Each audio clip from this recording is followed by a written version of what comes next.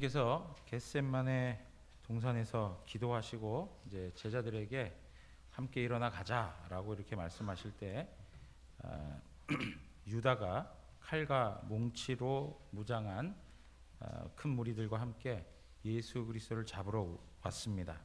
그리고 유다가 예수님에게 와서 랍비여 안녕하십니까 이렇게 입을 맞추면 그 입 맞추는 사람이 예수다라고 하는 것을 알리는 그러한 그 모습을 우리 본문이 보여주고 있습니다. 예수님께서 입을 맞추는 그 유다에게 친구여 이렇게 표현을 하고 있습니다. 친구여. 여러분, 이 친구여라고 하는 말이 그냥 긍정적 측면에서 친구여라고 하는 의미가 아닙니다. 여기서 친구여라고 하는 말은 부정적인 의미에 있어서 사용된 겁니다. 이 단어가 사용됐던 본문이 또 있는데요. 여러분 잘 알고 있죠. 포도원 품꾼에 비유해서 아침 일찍 와가지고 한 달란트 받으니까 불평하고 원망했던 사람에게 대하여서 친구여 내가 내게 잘못한 것이 없다 하고 주인이 이야기하는 그러한 대목이 있습니다. 그 친구여라고 하는 의미가 지금 이야기하고 있는 친구여라고 하는 거하고 유사하게 쓰여진 것입니다. 혼인잔치에 참여했는데 예복을 입지 않고 들어온 사람에 대해서 임금이 이야기할 때 친구여 어찌하여 예복을 입지 않고 여기 들어왔느냐라고 하는 그런 표현을 합니다. 그러니까 이 친구여라고 하는 거는 정말 우리가 생각하는 어떤 그 친구적 의미, 긍정적인 측면의 친구적 의미에서 이야기하는 것이 아니라 좀 부정적 측면에서 설명하고 있는 친구라고 하는 표현입니다. 우리 이런 이야기 할 때 있지 않습니까? 제가 이제 우리의 현실에서 한번 이 표현들을 생각해 보면 이런 거죠. 이 친구 참 딱하네. 이럴 때 그 친구가 정말 친구여서 하는 표현이 아니라 좀 부정적인 측면으로 사용되는 그런 한심한 친구 같으니라고 뭐 이런 표현들 하는 것처럼 말이죠. 이런 의미로 지금 쓰여지고 있는 것입니다. 이러한 그 유다와 그리고 예수를 잡기 위해서 다가온 그 사람들 앞에서 제자들은 어떠했습니까? 제자들 중에 하나가 칼을 빼가지고 대적을 하려고 합니다. 그리고 그 종들, 대제사장의 종들 가운데 하나에게 해를 끼치게 되죠. 그래서 기가 떨어지는 그런 일들이 생겨나게 되는데 요한복음에서는 그 칼을 뺀 제자를 누구라고 얘기하냐면 베드로라고 이야기하고 있고요. 그리고 대제사장의 종, 그 기가 떨어진 종을 말고라고 하는 이름으로 설명해주고 있습니다. 이제 이러한 그 일들을 통해서 예수님께서 제자들에게 가르침을 주는데요. 뭐라고 얘기합니까? 칼을 도로 칼집에 꽂으라. 칼을 가지는 자는 다 칼로 망한다라고 이야기하고 있습니다. 그러면서 내가 저들을 무력으로 진압을 한다면 못할 게 없다는 것이죠. 12군단이 더 되는 천사들을 다 동원해가지고 한 번에 끝낼 수 있다는 거예요. 그러니까 예수님은 그들을 충분히 저지할 수 있고 해할 수 있는데 그렇게 하지 않는다는 것입니다. 그리고 그냥 순순하게 그들에게 붙잡혀 가시는 그러한 내용이 오늘 우리가 읽었던 본문의 말씀입니다. 오늘 이 본문 말씀을 통해서 우리가 생각해야 될 내용들이 있는데요. 첫째는 뭐냐면 사탄의 전략은 항상 우리로 하여금 육적인 것에 집중하게 만든다는 겁니다. 사탄의 전략은 우리를 육적인 것에 집중하게 만든다라고 하는 것이에요. 여러분 오늘 여기 보면 대제사장과 장로들이 보낸 사람들의 모습을 보면 칼과 몽치라고 하는 것은 짤막한 몽둥이인 거예요. 그걸 가지고 예수님을 잡으러 온 거예요. 그 당시 대제사장과 장로들, 쉽게 얘기하면 산헤드린이라고 하는 그런 공의회인데요. 거기에서는 사실 하나님의 거룩한 백성들이 정말 하나님 앞에서 어떻게 도리를 하며 살아야 되는지 그 어떤 영적이고 신령한 문제들을 판단해주는 역할을 해야 되는 게 그들의 주된 임무였습니다. 근데 그런 역할을 하지 않고 어떻게 해요?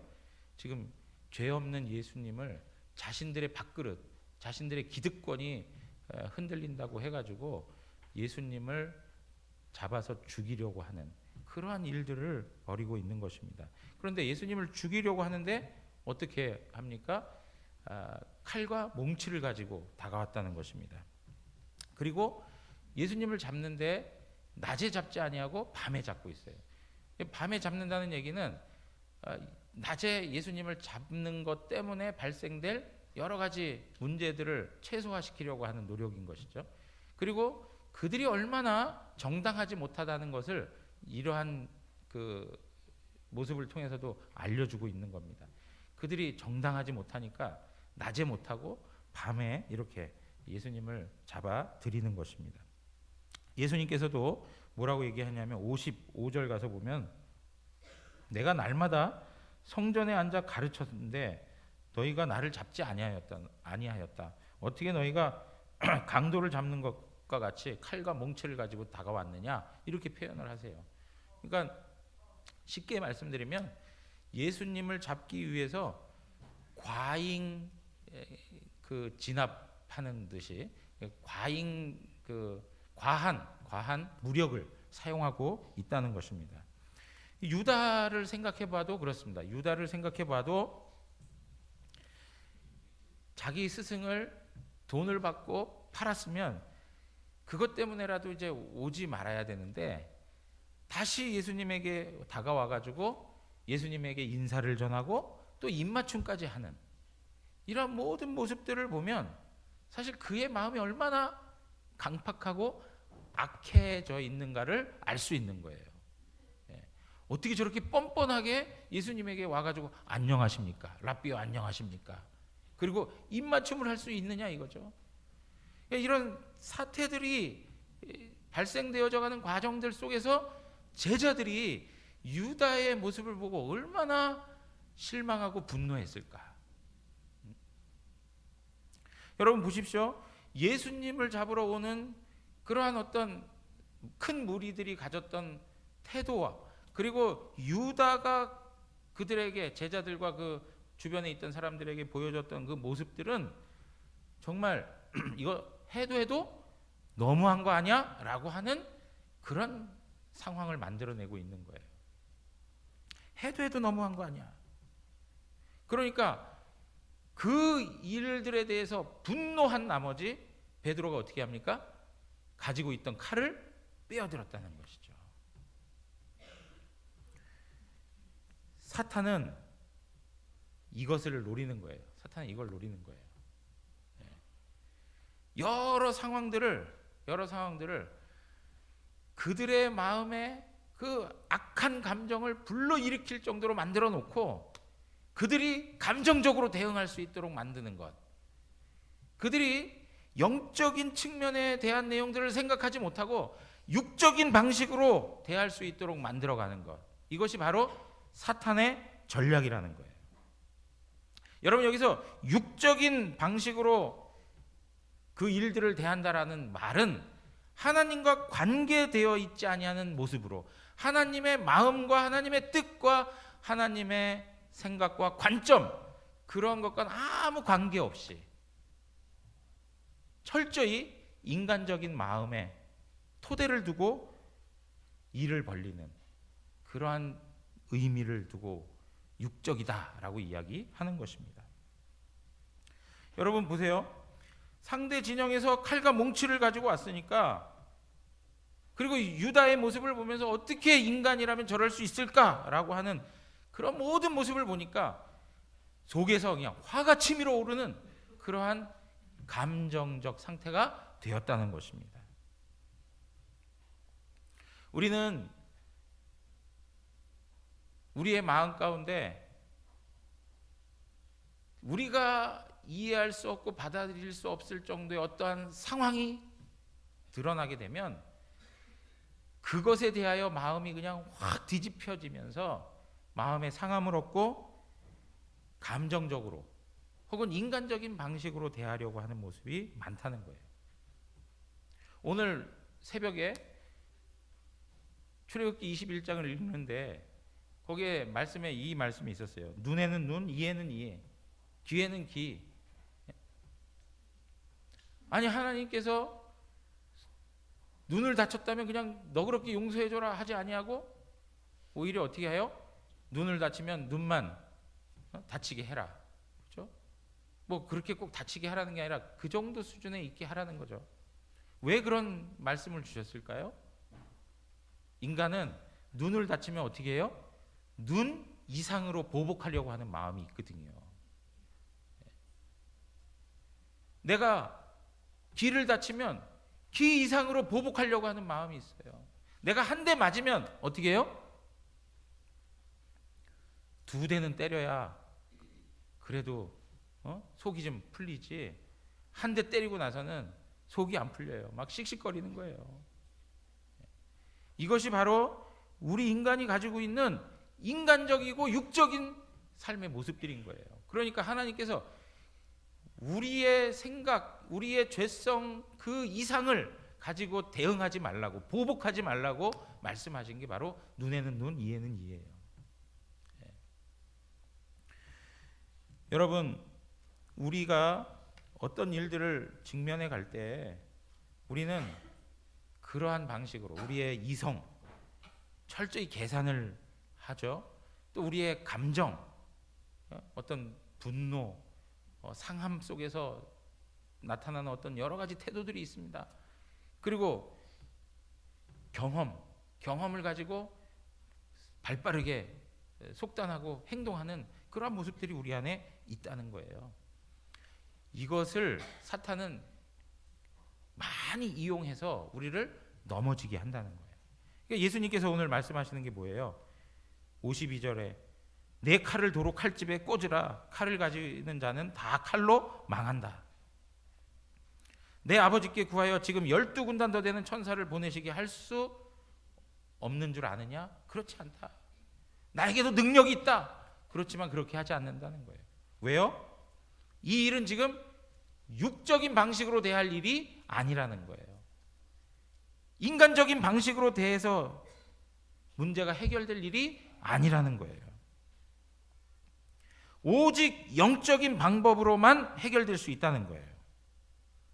육적인 방법으로 똑같이 대응을 하게 되면 똑같이 망하게 된다는 거예요. 칼로 선자는 칼로 망한다라고 얘기했어요. 사랑하는 성도 여러분, 우리의 삶에 있어서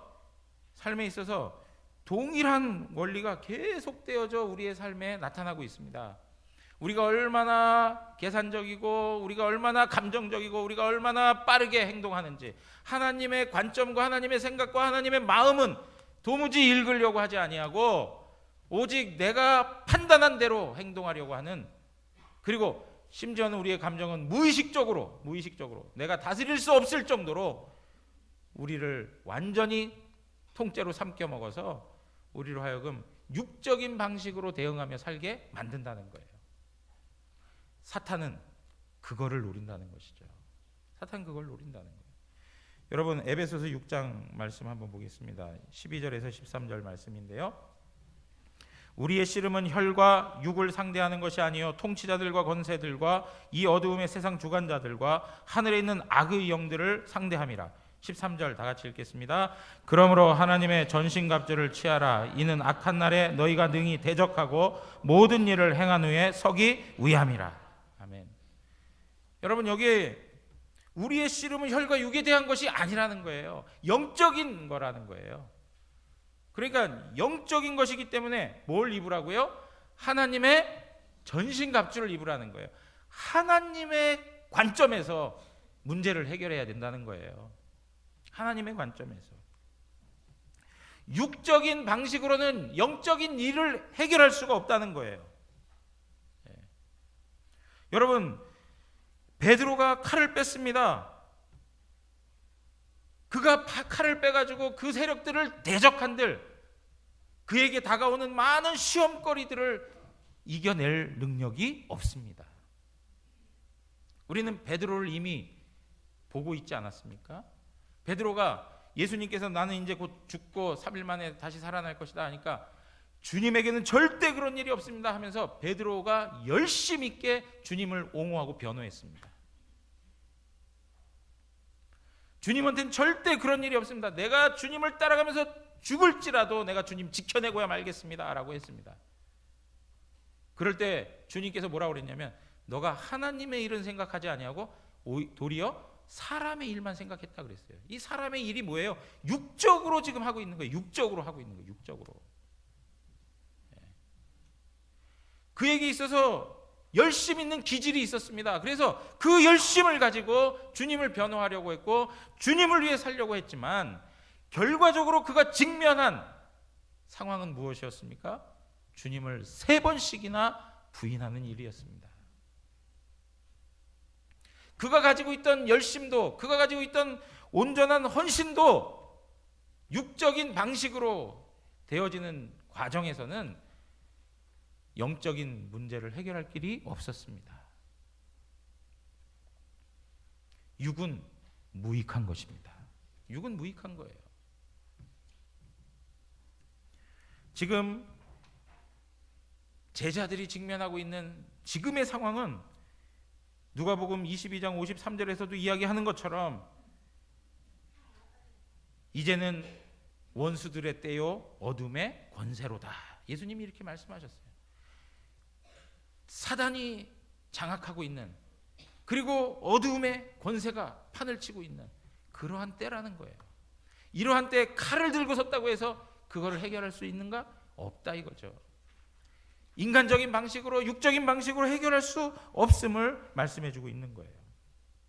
사랑하는 성도 여러분, 예수님께서 40일을 금식하고 났을 때에도 사탄이 다가와서 끊임없이 예수님을 넘어지게 하려고 했던 방식이 뭡니까?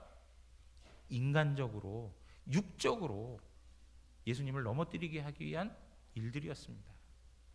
그러나 예수님 절대 육적인 방식으로 그 마음을 빼앗기지 아니하셨습니다. 자, 사랑하는 성도 여러분, 우리가 육적인 방식으로 살게 되면 결국에는 육의 열매를 거둘 수밖에 없습니다. 심는 대로 거둔다라고 했습니다. 거둔다, 심는 대로 거둔다. 상대가 아무리 육적인 방식으로 다가와도 나도 동일하게 육적인 방식으로 대응하면 그것이 씨앗이 되고 그것이 열매가 되어 내 삶에 나타난다는 거예요. 상대가 육적인 방식으로 다가올 때 우리는 영적인 방식으로 하나님 앞에서 살아가야 될 줄 믿습니다. 영적인 방식. 자, 그러면 예수님께서 어떠한 모습으로 어떤 방식이 영적인 방식인가 하는 것이죠. 어떻게 예수님께서는 이 영적인 싸움을 이기게 되셨는가라고 하는 것입니다.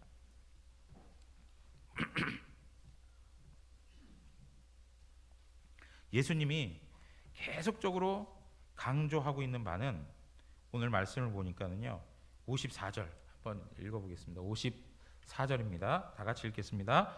내가 만일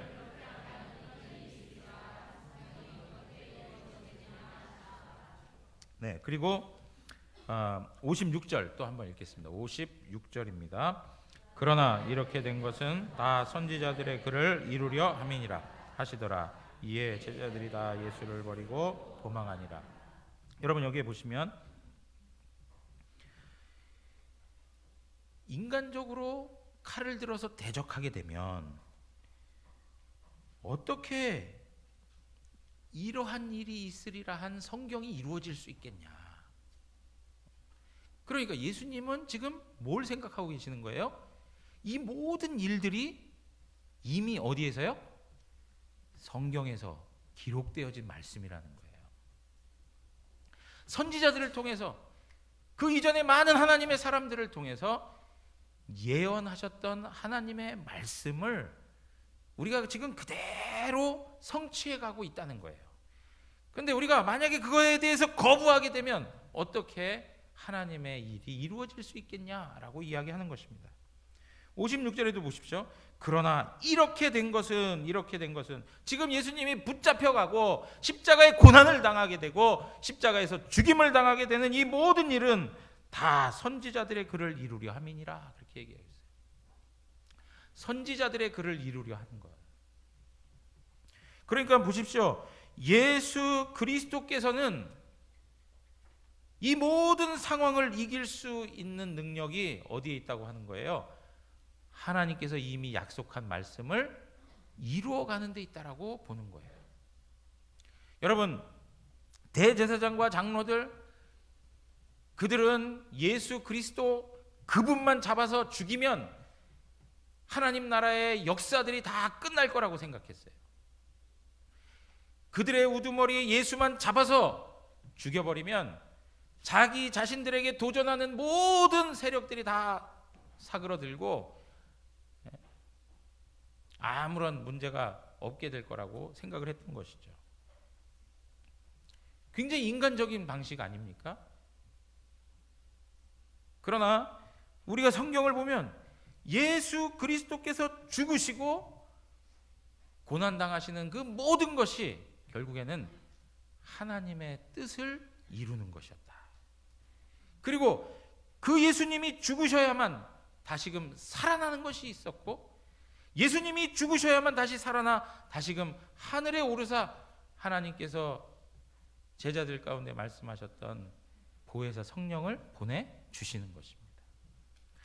그러니까 이것이 바로 영적인 내용인데 세상 사람들은 그걸 알지 못하니까 예수만 죽이면 모든 문제가 다 해결될 거라고 생각했던 거예요.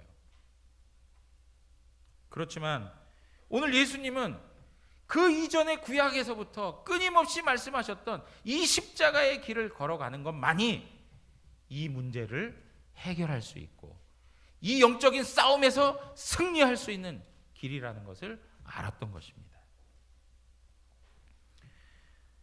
그래서 여러분, 우리가 잘 알고 있는 말씀이지만 이사야 53장 7절에서 9절에 있는 말씀을 보시면 예수 그리스도께서 고난당하는 종으로 예언을 하고 있습니다. 제가 한번 읽어보죠. 그가 곤욕을 당하여 괴로울 때도 그의 입을 열지 아니하였으며 마치 도수장으로 끌려가는 어린 양과 털 깎는 자 앞에서 잠잠한 양같이 그의 입을 열지 아니하였도다. 그는 곤욕과 신문을 당하고 끌려갔으나 그 세대 중에 누가 생각하기를 그가 살아있는 자들의 땅에서 끊어지면 마땅히 형벌받을 내 백성의 허물 때문이라 하였으리요. 그는 강포를 행하지 아니하였고 그의 입에 거짓이 없었으나 그의 무덤이 악인들과 함께 있었으며 그가 죽은 후에 부자와 함께 있었도다. 이사야에서 말씀하셨던 그 모든 것들을 그대로 이루시는 것입니다. 그대로 이루시는 거예요. 사랑하는 성도 여러분, 예수 그리스도께서 붙잡히시고 십자가에서 죽으시는 것이 바로 하나님의 뜻이었습니다. 예수님은 거기에 주목하셨던 거예요. 예수님의 모든 것은 거기에 초점을 두고 있는 것입니다. 그래서 성경에 이미 말씀하신 모든 것을 예수 그리스도께서 행하신 것입니다. 마찬가지로 예수 그리스도께서 죽으시고 다시 살아나셔서 승천하여 하나님의 성령을 우리 가운데 보내주셨는데요. 그 일을 통해서 하나님 나라의 놀라운 역사가 확장되는 것을 우리는 성경을 통해 확인할 수가 있습니다. 인간적으로는 예수만 제거하면 끝날 일이라 생각했는데 하나님의 방식을 따르니까 예수님이 죽었어도 다시금 살아나시고 살아나셔서 하늘로 올라가셔서 성령을 보내주시고 예수님이 그 제자들과 직접적으로 함께 계시지 않아도 하나님 나라의 놀라운 역사가 일어나더라는 것입니다. 이것이 바로 영적인 방식인 거예요. 이것이 바로 하나님의 방식인 거예요. 사랑하는 성도 여러분, 예수님께서는 말씀에 집중하셨습니다. 이미 약속하신 그 말씀에 집중하여 자신의 삶을 거기에 다 맞추셨습니다. 절대 자신의 이성과 자신의 감정과 자기가 경험한 것에 근거를 두고 행한 바가 없습니다. 오직 말씀에 따라서 순종하신 분이 바로 예수 그리스도였습니다. 여러분 보십시오. 칼빈이 뭐라고 얘기했냐면 육신의 오만에 대한 올바른 속박은 성경이다, 이렇게 얘기했습니다. 육신의 오만에 대한 올바른 속박은 성경이다. 여러분, 우리의 마음 가운데서 끊임없이 욕심이 일어나고 오만함이 일어나고 제멋대로 하고 싶은 마음들이, 죄성이 막 일어날 때 그것을 붙들어줄 그리고 그것을 묶어줄 수 있는 것은 오직 성경뿐이다 라고 얘기했어요. 오직 성경뿐이다. 여러분, 예수 그리스도가 승천하셔서 하나님의 성령이 우리 가운데 오셨습니다. 그리고 제자들과 그리고 오늘을 살아가는 우리 모든 성도들은 이제 성령의 인도하심을 따라 살아가는 것, 그것이 바로 영적 생활입니다. 육적인 방식을 쫓아 살아가는 인생이 아니고 이제는 성령을 쫓아 살아가는 것이 바로 우리들의 삶의 모습이어야 하는 거예요. 그런데 보십시오. 성령은 진리의 영이라고 그랬습니다. 성령은 진리의 영이에요. 진리의 영이다라고 하는 말은 하나님의 성령은 우리를 어디로 항상 이끌어 가십니까? 하나님의 말씀으로 이끌어 가시는 거예요. 하나님의 말씀으로. 하나님의 영은 우리를 끊임없이 하나님 말씀으로 이끌어가고 하나님 말씀을 대하게 하고 하나님 말씀에서 우리의 삶을 세워가기를 원하시는 거예요. 그런데 이 하나님의 말씀은, 이 성경은 누구에 대한 것이냐라고 하는 것입니다. 여러분, 요한복음 5장 39절입니다. 요한복음 5장 39절. 요한복음 5장 39절 우리 다 같이 한번 읽겠습니다. 너희가 성경에서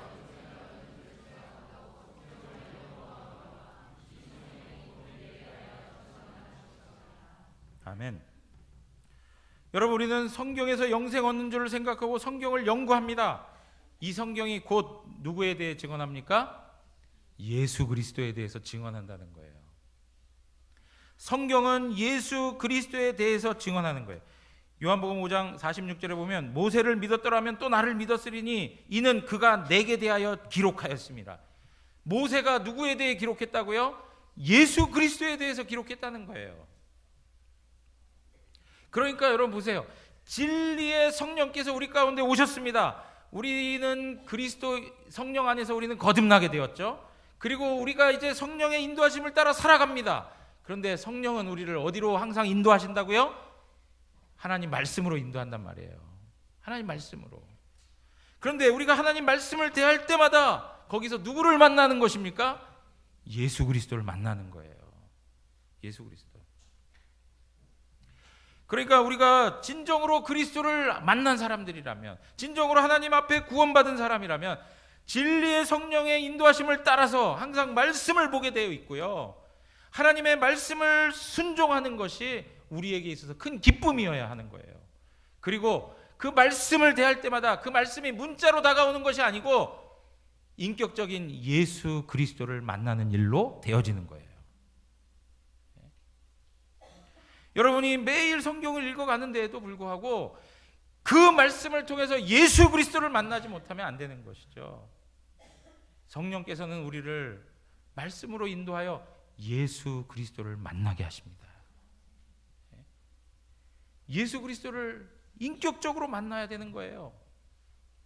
그것이 예수님께서 영적 싸움에서 이기신 방법이었습니다. 마찬가지로 우리도 이러한 여러 가지 영적인 싸움 속에서 우리가 승리할 수 있는 유일한 길은 예수 그리스도, 그분을 만나는 것입니다. 여러분, 고린도전서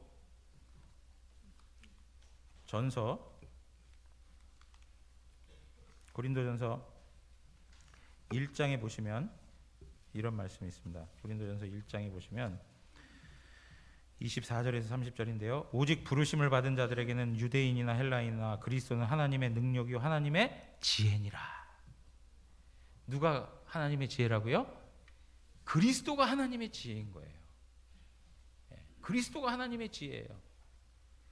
여러분, 그러니까 우리가 베드로도 그렇고 그 제자들도 그렇고 그런 어려운 시험 속에서 그들이 육적인 방식으로 반응을 보일 게 아니라 하나님의 지혜의 방식으로, 영적인 방식으로 그들이 대응했어야 되는데, 그 하나님의 지혜가 뭐냐면 그리스도인 거예요. 그리스도.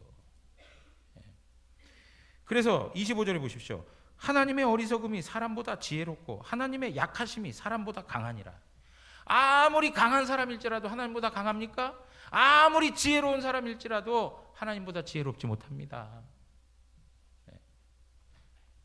우리가 아무리 하나님의 어리석은 지혜를 가지고 있다 하더라도 사람보다 더 지혜로운 것입니다.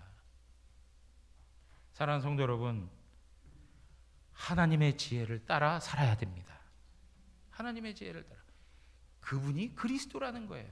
그러니까 어떻게 이야기합니까? 30절, 고린도전서 1장 30절 다 같이 한번 읽도록 합니다. 너희는 하나님으로부터 나서 그리스도 예수 안에 있고 예수는 하나님으로부터 나와서 우리에게 지혜와 의로움과 거룩함과 구원함이 되셨으니.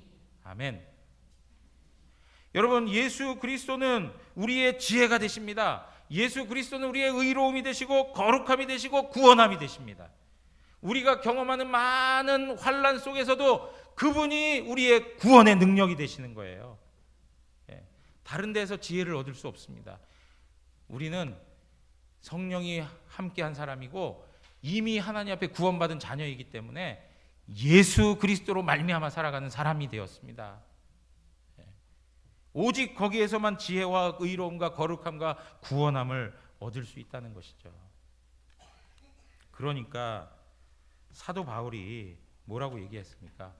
고린도 후서 4장에 가서 보면, 고린도 후서 4장 8절에서 11절 말씀인데요.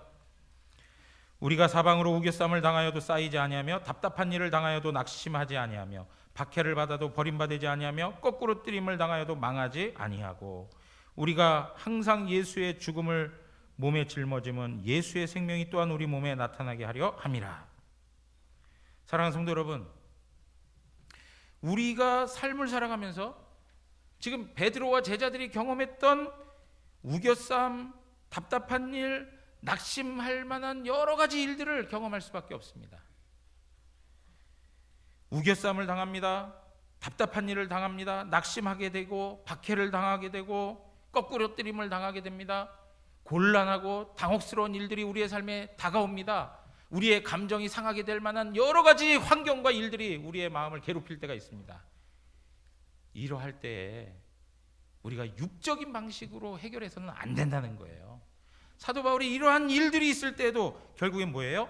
예수 그리스도, 그분을 인하여서 그 모든 것들을 감당해낼 수 있다는 것이죠. 그러니까 우리 자신 안에 뭐가 들어오는 거예요? 예수의 생명이 나타나게 되는 거예요. 예수의 생명이. 예수의 생명이 우리를 살아나게 하는 것이고 우리로 하여금 이기게 하는 것이고 우리로 하여금 승리자가 되게 하는 것입니다. 사랑하는 성도 여러분, 그래서 사도 바울은 또 다른 서신서 빌립보서 4장 11절 13절에서 이렇게 표현하는 거예요. 내가 궁핍함으로 말하는 것이 아니니라. 어떠한 형편에든지 나는 자족하기를 배웠노니 나는 비천에 처할 줄도 알고 풍부에 처할 줄도 알아. 모든 일 곧 배부름과 배고픔과 풍부와 궁핍에도 처할 줄 아는 일체의 비결을 배웠노라. 13절 다 같이 읽겠습니다. 내게 능력 주시는 자 안에서 내가 모든 것을 할 수 있느니라. 아멘. 사도 바울이요, 내가 궁핍해도 가난해도 비천해도 때로는 또 한편으로 풍부하고 또 좋은 시절을 경험하고 해도 그 모든 삶을 살아낼 수 있는 유일한 능력은 예수 안에서만 가능하다는 거예요. 예수 안에서만. 사랑하는 성도 여러분, 하나님의 지혜는 참으로 신비롭습니다. 우리가 볼 때는 완전히 망하는 것 같습니다. 지는 것 같습니다. 실패하는 것 같습니다. 그러나 하나님의 말씀을 따라 그리스도를 붙잡고 그리스도의 정신을 따라 살아가면 하나님께서 부활의 역사를 경험케 해주십니다. 살아나게 하시고 승리하게 하시고 하나님의 영광의 면류관을 얻게 하시는 것입니다.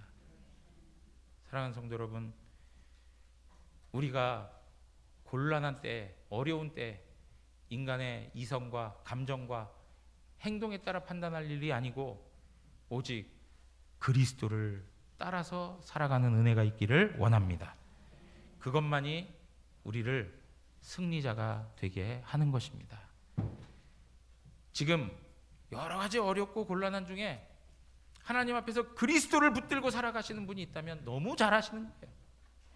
그 그리스도 때문에 참아내고, 그 그리스도 때문에 말씀에 순종하고, 그 그리스도 때문에 철저히 헌신하는 그러한 모습이 있다면 너무나도 하나님 앞에 잘하는 것이고, 그 영광을 하나님께서는 우리의 삶 속에서 보다 더 구체적으로 알게 하실 줄 믿습니다.